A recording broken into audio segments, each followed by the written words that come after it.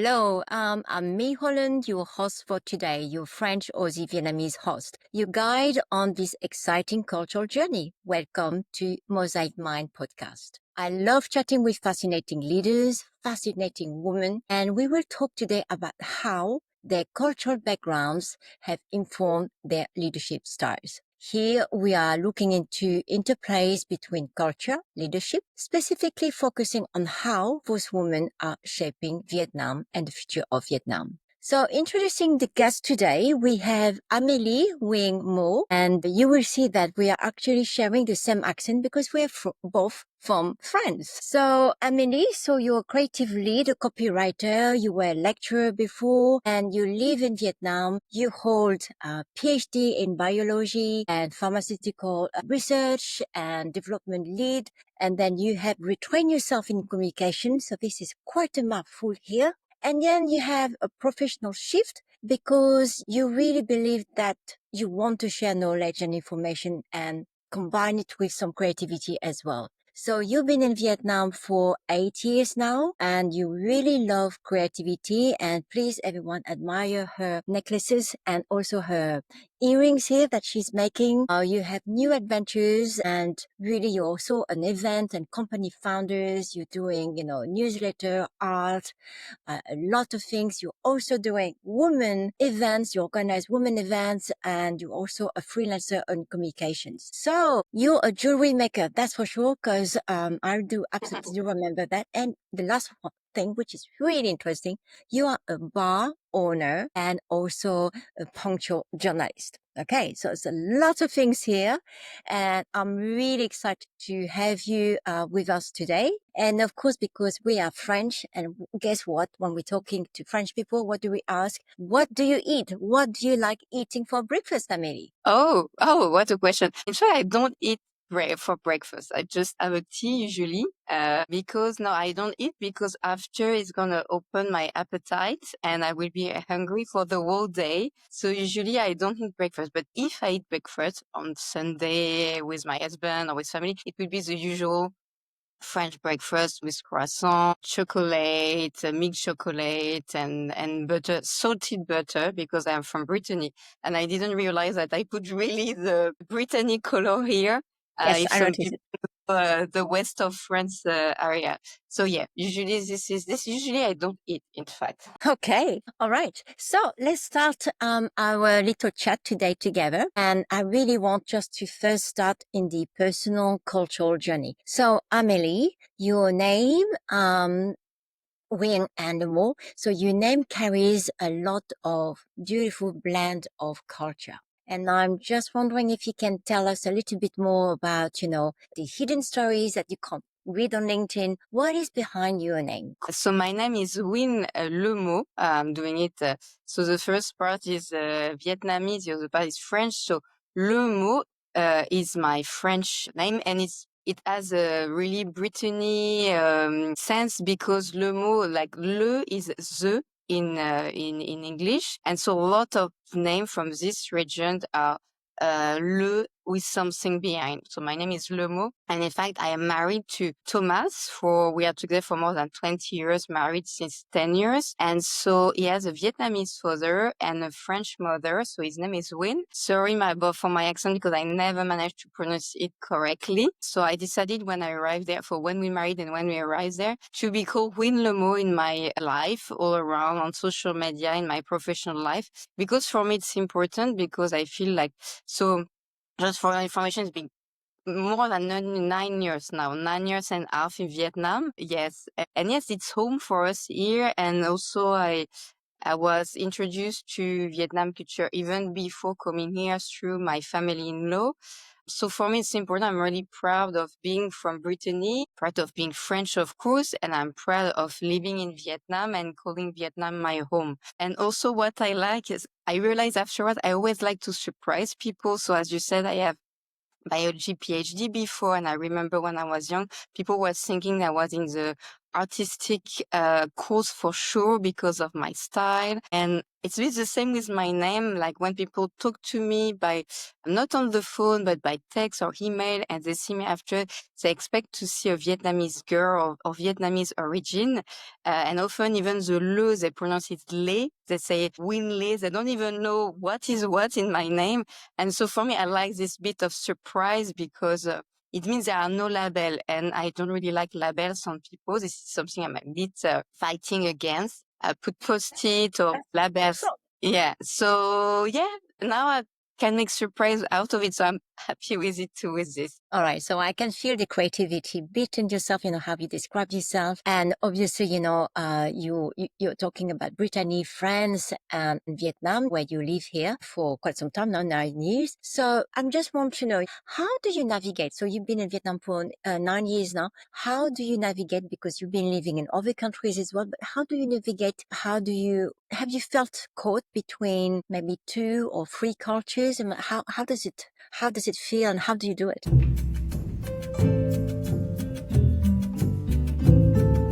First, so I'm not going to start with Vietnam. I think I'm going to start with Brittany because I don't know if you know this region, but in this region, there are a lot of people who are fighting even for independence in this region. So there is a really regional mindset, which I don't have, but I still in what I eat, like for example, salted butter.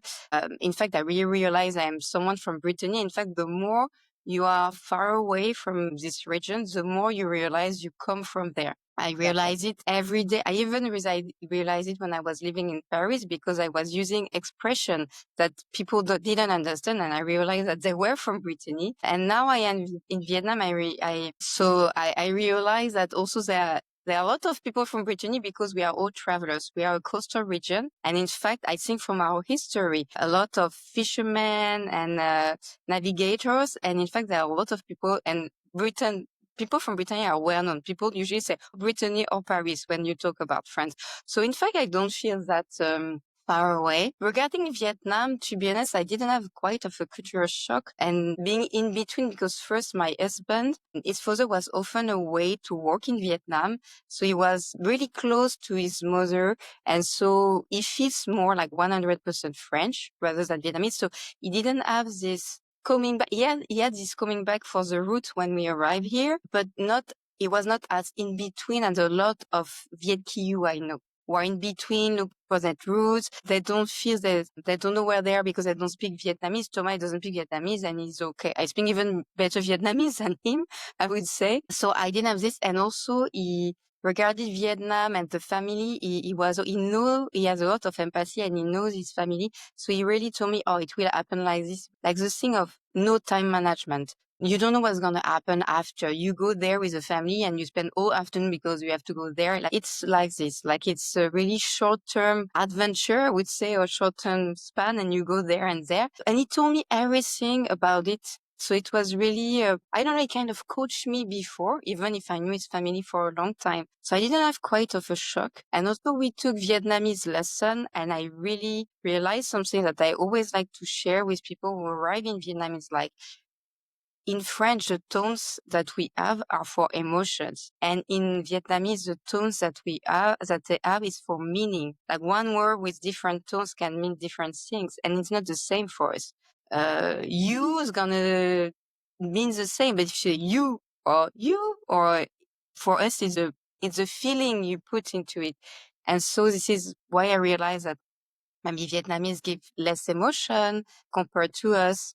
So I managed to catch, I would say, a little bit of character traits, and mainly it was knowing more my father-in-law, who is Vietnamese, because I realized that his personality, in fact, was not his personality, because for me, I'm really straightforward, and my husband was telling me, oh no, you have to be careful when you talk about this topic or this topic with him. And I was like, nobody always wants to be right and stuff like this. And in fact, I realized that it was not, he wanted to be right and that was not his personality as a person, but a lot of things was related of misunderstanding because it was his Vietnamese culture versus my French culture.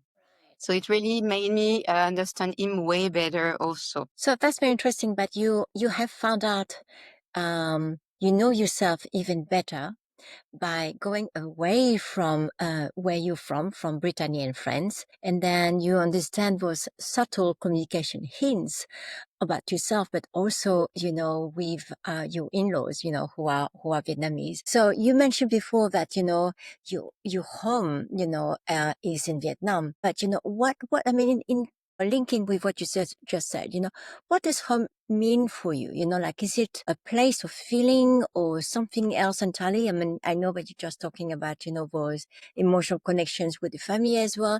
What does it really mean for you, and what's the impact of that feeling of home, you know, when you've been working in Vietnam for 9 years now?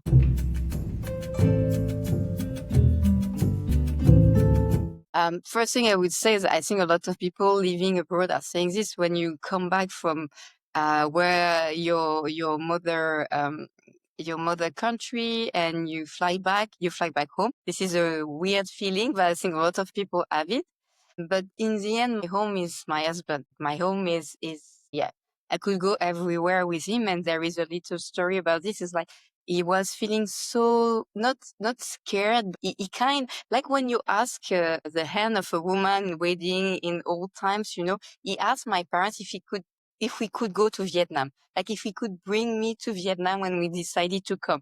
And I'm really independent woman, so it was my decision too. And my parents are always supportive of all the decision I made. So I didn't even think of asking them. I just told them the news, and I know they would be supportive. But Thomas, he had to ask them. So it was fun that he did this before we came to Vietnam. No, my home is where he is, in fact. We have been in different home in Vietnam because you never know what's going to happen. In Vietnam, it's never long term. I would say you move a lot. There are some construction works next to your home, or the landlord decide that it's over and you have to move to another place. So what I love arriving in Vietnam is we left a lot of furniture and stuff. So we become more minimalist, and I love it. And I love sometimes to look at where I live. I'm like, this doesn't belong to me. This doesn't belong to me.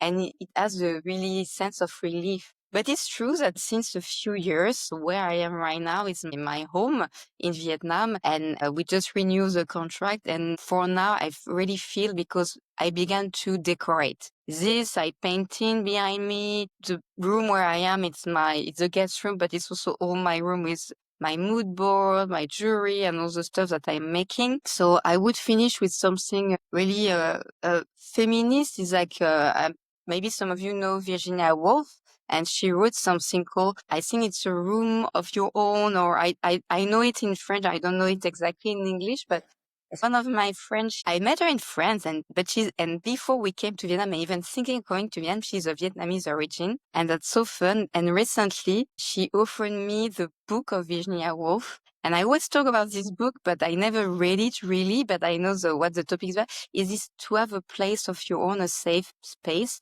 And mine is now this home and this room. Mine is my husband for sure.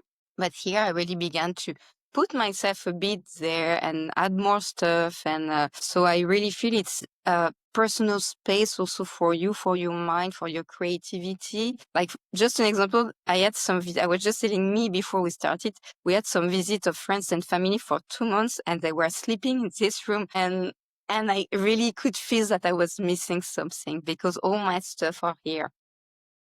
So, and it's not only for women, but also for men, and it depends on your personality. But I think a place of your own, it can be a lot of different things, but it's really important, in fact, for your own peace of mind, and to call this space home too. Yeah.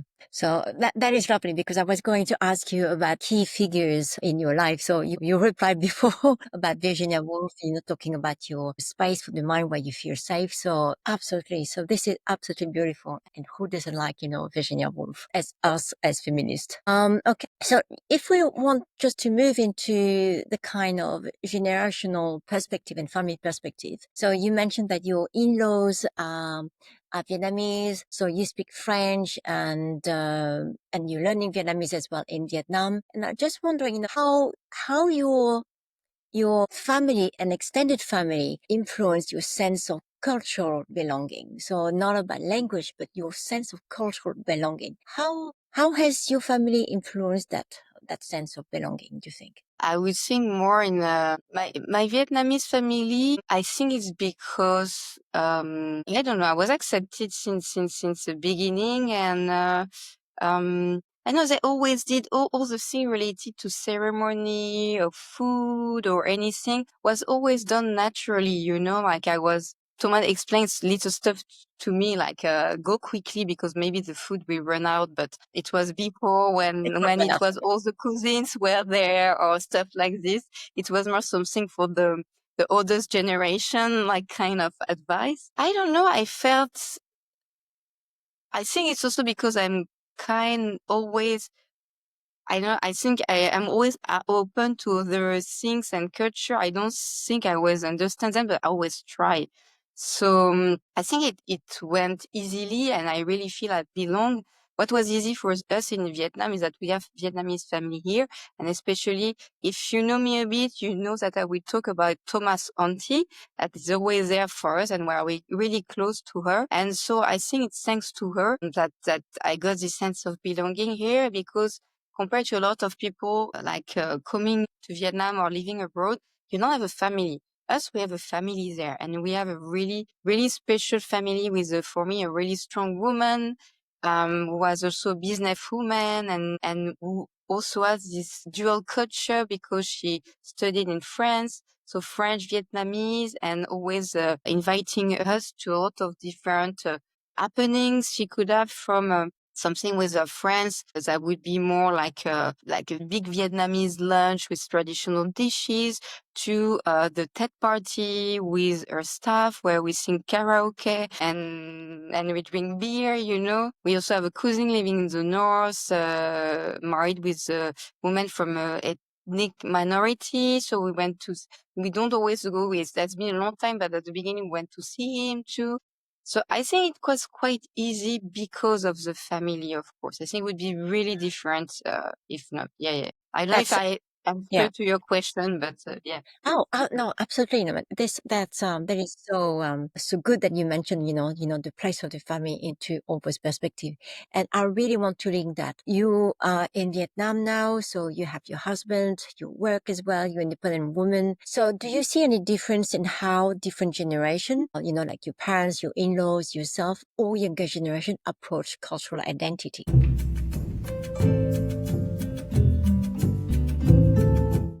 I can see it in some members of family. I can see it in the jokes they make. You know, the joke. You have always a joke. Like in France, you have the joke about there is this rivalry that we don't talk about it anymore. But this rivalry, England, France, you know, But now it's only for soccer. You know, it's only for football. But you know, and so we have those expression and those jokes about other culture, other nationalities, other so you can see that you hear them more often, for example, in the eldest, you know, but it doesn't mean that I don't hear it with people of my age also, you know, it takes a lot of time to advance this type of topic. Aside from this, I would say, as we blended two families thanks to this wedding and my husband's family was already blending two culture, I don't feel much a difference. Both my family and Thomas' family were always welcoming, even when they meet. So I would say it's kind of a culture different, but not in terms of nationality or where you are from, but they were really from different social background or I would say working background. My parents are more, so my mother is a teacher, was a teacher, and on my husband's side, they were more people, entrepreneur. And so even in terms of political opinions and stuff like this, they were a bit I would say not that different, but they thought that they were different. And even when they met, it was all right. You know, like Thomas, I remember, was so afraid for the first time they met. And I was like, they are both open. They're both nice. So I don't think about those kind of stuff, to be really honest with you. And it matched too. And now they are having, they do New Year's Eve together without us and stuff like this. In terms of, so if it's seen within the family, of course, I can see it in the other people I see around, like the difference between generation. And in fact, I really see the difference when I see the younger generation, especially in Vietnam. And I really want to delve into it, especially at work. How is it Yeah, at and work and how is it when you were teaching at uni? yeah, I feel there is also for the country, but for the young Vietnamese, I feel there is, I believe in them so much and in them for the future. I don't know why. I'm always saying this to people because I really believe in them because they have learned, because now that internet is there and it's accessible in Vietnam, they learn so much online. They know so much online. From online, they are more open. So I remember we were discussing with people at the beginning. I arrived in Vietnam and say, oh, when you have an intern, young Vietnamese, they are so shy and they don't really speak out their mind. And I remember someone from the art world saying that they were asking some stuff to art students, that they were asking something to increase their critical mind. And why did you put this here? Sorry. And they were changing the place instead of explaining why. So I remember this from 8 years ago. And at one point I wanted to have them like interact with me, and I made this happen, but also they were speaking out their mind. They were, oh, this, we don't understand, or this part was a bit maybe too shallow for us. We won't have to go deep. We want to have deeper understanding. So I was like, okay. I was really flexible on my course. Sometimes I change the next session for them. Of course, some of them, it's like in a whole room, you have still different personalities. Some are shy, but they were all trying, and some of them were really speaking their mind. And so I was really quite surprised at this. They were really curious. So We're there is talking about also one. Sorry. we're talking about the Gen Y, the generation who Yeah, is yeah, really into, yeah. looking into knowledge from outside. Yeah. Yes, yes. So, so yeah, and there was not this thing of, okay, we know, because I've heard this from some friends. I don't know, mainly from friends or the young generation. They think they know everything and you cannot really interact with them or work with them, or I don't know. This is something I hear sometime. I'm not going to say this because I had a Vietnamese intern, and for me, I was really surprised. They were avid for knowledge, but still waiting for you to share what you know, not only in terms of you being older, but you being from another culture, another nationalities. They love it. They love to hear those different stories. And so this is what I try to blend in my course. I wrote a lot of personal stories, in fact, in it. So this is what I think the biggest thing is about social topic, really hot topic right now. It's not environment or stuff like this. It's about gender. I think the big gap between the young generation and the old generation is about all this discussion about gender and this diversity and all the topic related to inclusivity. Even the way we change the way we talk is really, really hard for them. They're not against it, but they just don't understand.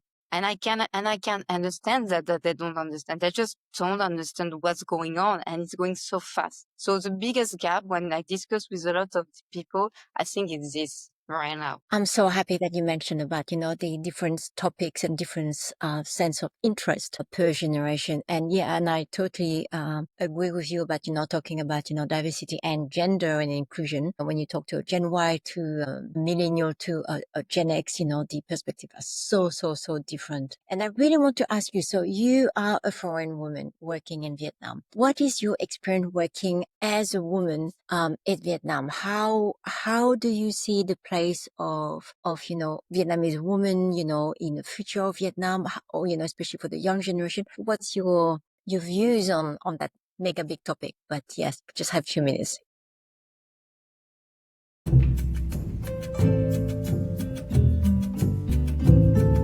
I feel like the women already have the power on one end because there are a lot of women solo entrepreneur. You can see them all over, a lot of interviews about them. They are really independent. And I think maybe it's coming from also the past and even now, like women, they are the same. Like when you see on construction sites, there are women with the men that you cannot see in all the country. During the history, during the war, they were there.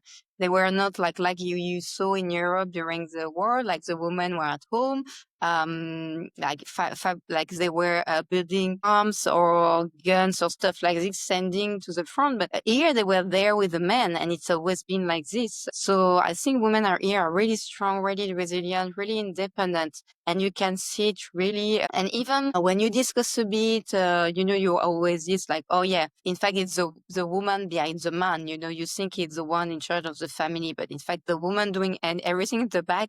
It's so true in Vietnam. The only shadow, and it's a big one, it's the fact that still in terms of all the things related to women rights or harassment and legality related to this, I think there is a big gap still, because I saw some numbers when I arrived in Vietnam, so I'm not going to share them because I'm not sure they are still true. But in terms of violence and abuse for women, even within a couple, I think the number are still really high in Vietnam, and I think this is not addressed, but like in the whole world, I would say. But I think you can really see it in Vietnam. Like it's not addressed enough for women to be really strong and independent as they could be, as they thrive to be. And to finish on your question, I'm going the other way around. It was on my end, where in my professional life or my personal life, I never really saw the gender inequality, to be honest, mainly because I worked a lot with women. So I think that's it. My former job, my previous job in a non-profit, mainly women there, because it's still true that there are a lot of women working in education and care job. That's still true. This is the balance is not there. So yeah, I work with a lot of women, so I didn't really see it. In my personal life, I would say because of my skin and because I am not a skinny girl, men, and even women in Vietnam often say that I'm really beautiful. I haven't been that say I'm beautiful in France like this, I think because of my French or European physical appearance. So no, I didn't really have, and it's fun because no, to be honest, I have been and mansplained 1 or 2 years ago twice. But for me, I didn't really felt it was because it was a Vietnamese man, but just it was mansplaining, not Vietnamese mansplaining. And I got this feeling a few times in France too, when I don't know, sometime I was working in a laboratory and I was working about something really technical, but related to the space with someone, with a technical guy. And he was talking to me like I didn't understand. And I really felt the man-woman inequalities there. Yeah, it happened a few times at work in France too. So I really didn't feel the difference. But that's true that once I happened to maybe have a job it did never happen. It was a big job of working as an art event conceptor for whole city here in Vietnam. And in fact, the person said, it would be really difficult to make this job happen or job created because you are a woman and you will be in a high level position. And in addition, you are a foreign woman, even if you fit. Because he told me, and it's okay. And because it was a really traditional leadership and company, even though they wanted to innovate. It's So okay. innovation is not there yet at that level. Yeah. That's interesting that you mentioned that. So it's really good that you also mentioned that, it's not too much difference in terms of what you're saying, in terms of, because you're working in communication and in the university, framework. So, it's a bit different from working in, more male dominated industries. I think, I understand that it's not too much difference between France and Vietnam in that one. But yeah, I mean, if you really look into more different industries, you would see difference of behavior and mindset as well. Sorry, I can just add something on it. In fact, yes, totally, because it's something, when I was working for the nonprofit, it was a profit in mobility. So it's transportation, going to school for kids, all of this. And a lot of campaigns we did with the communication team theme was mobility is not the same for women and men, and also women and men access to STEM, so science, technique, math course, and the fact that after they became at high level jobs within the transportation and mobility sector is something that we were working on and highlighting. So that's so true. Yeah, I totally agree. Some sector is definitely male dominated. Yeah, absolutely. So that's a point to remember. So you've been in Vietnam for 9 years, and I was just wondering, what is the lesson that you have learned in Vietnam, at work or, personally? What is one takeaway from Vietnam that you would like, our listener to take away from you? What have you learned from Vietnam which you think would be useful as, a token of wisdom, for people who don't live and work in Vietnam?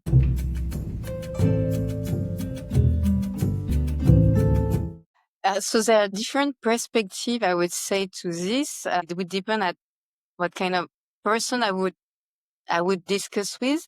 I think when I discuss with people arriving in Vietnam, or it's stop putting your point of view on what's happening in Vietnam. A lot of people are saying that the development of Vietnam is like 20 years.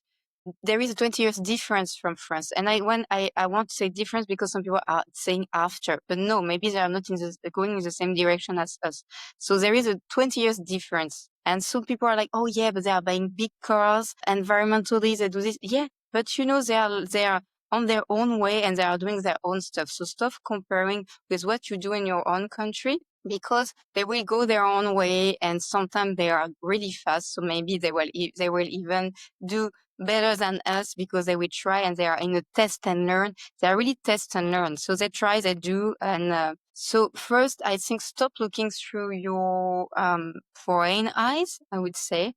Also, you will never understand totally, even if you stop. To be honest, I stopped learning Vietnamese. Maybe I won't going to go back. I stop and resume a lot of time, but it really made me understand that the way people think is not at all the same way, because you can feel it in the way you learn Vietnamese. It's not at all the way, same mindset and thinking. So stop trying to understand everything and be resilient. You need a lot of resilience in Vietnam. I saw people who left because they couldn't take it anymore, because it's draining a lot of energy. It's giving you a lot of energy. It's a country of opportunity, also of more noise, but be resilient, with the people there, because they're really different. And sometimes we will not understand why they react like this, why this is so illogical for you. But this is the way Vietnam. So either you embrace it or, So I think I would say this to people who arrive to Vietnam. I would say something to the people who don't know Vietnam and come to Vietnam, because a lot of our friends were like, oh, do you have internet? Do you have electricity? Once I was in a quite, for me, a kind of basic bar, a bit trendy bar in Brittany. And one person was saying, oh, this is the trendiest bar in Brittany. And he was like, oh, for you who is living in Vietnam, it would be something.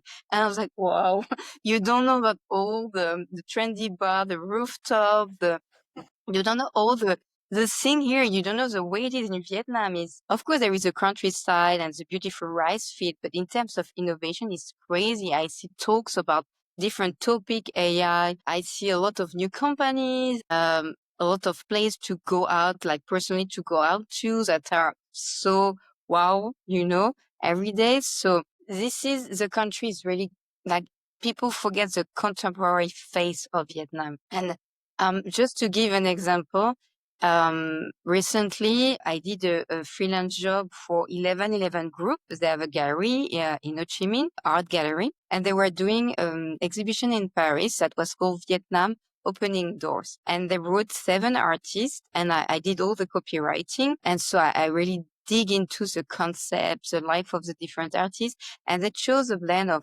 young designers and all, like, older well-known artists to showcase what is Vietnam right now, and to tell the people that it's not only like old traditional lac and rice field. It's young designer who have been admired at fashion weeks in Milan. So this is the different facets of Vietnam. So this is what I want to say. Vietnam is a lot of different things, in fact, and you cannot grasp them all. Yeah, and also Vietnamese are so welcoming. like I forgot this, but with my friends visiting recently, you smile, they smile, like you say a few words in Vietnamese, they are so happy and proud of you saying a few words. And I mean, when I was living in Paris, you smile to someone, they are not smiling back at you usually, It's So Paris.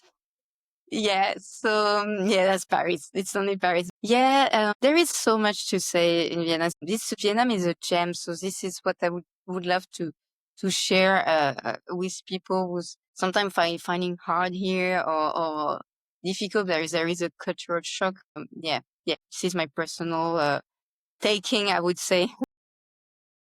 So basically, not taking your point of view as a point of reference, when you come to Vietnam, and being aware, as you mentioned, that, there's so many facets, when you come to a country that, you can't know them all. So, don't get stuck in, the first Facebook post that you read from somebody who is complaining about something that is not. There's more to that as well.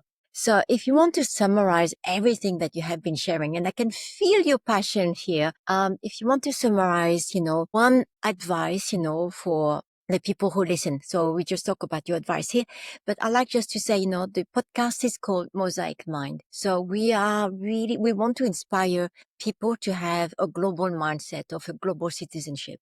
So what would be, one advice that you would like to share to people about how is it that they can nurture, a mosaic mind, to be part of that global world? What advice would it be? I think I would say something that is really related to all my communication now background and research: active listening and empathy. In fact, emotional intelligence, but I know it's not something we, like the usual intelligence that we say we developed it, but the emotional one is still behind. And this is all. What I did in Vietnam is since 9 years, I'm developing my emotional intelligence. Definitely. Yep. Okay. That's a big advice, big advice. Yeah, And it takes a lot I of am time. with you. Yeah, for sure. I'm with you on that one. Absolutely. So it's really to boost your self-awareness and keep on growing and keep on challenging your knowledge boundaries and your wisdom boundaries, really. So that's awesome. Look, today, so thank you very much for making time. You were in Ho Chi Minh, I'm in Australia. So this is why I have my winter gear here. But it's absolutely a delight to have chatted with you today, Amélie. And I just can't wait to see you again back in Vietnam in a few weeks' time. But in the meantime, thank you very much for making time today. And we have your links for your LinkedIn and also, your also social media links, in the bottom of our descriptions here. So if you want to connect with Amélie, go directly there. She would be very happy to connect with you from wherever you are calling from or listening from. And we see you next time, Amélie. Bye. See you soon and see, yeah, please contact me always. This is how you develop Mosaic Minds. Always open to new connection. Thank you, me, for this Awesome. time, and see you soon in person.